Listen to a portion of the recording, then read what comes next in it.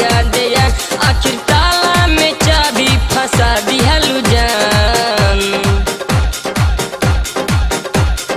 ताला में अब तेल डालब जरूर फांसी बचा भी निकालब जरूर।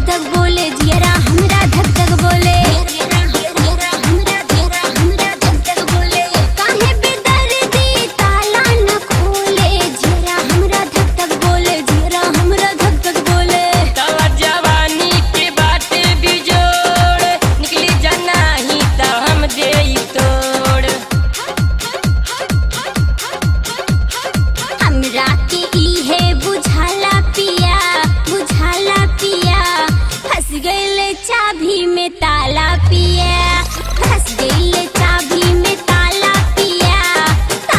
पिया तेल डाल डाल के निकाला पिया। This song is original remix by Praveen Series.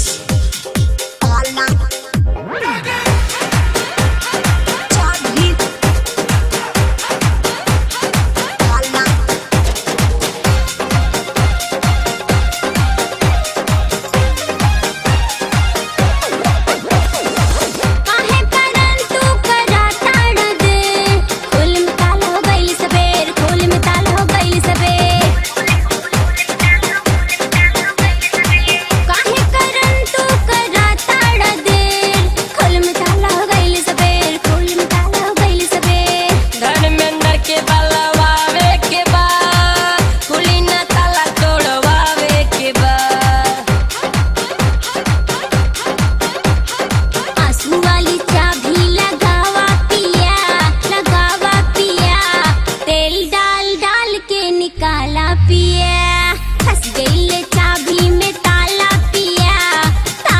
पिया तेल डाल डाल के निकाला पिया। तो कहली कि ताला ई बाटे पुरान जाके खोलवा लिहाए कर रखिया दिया आखिर ताला में चाबी फंसा दिहलु जान।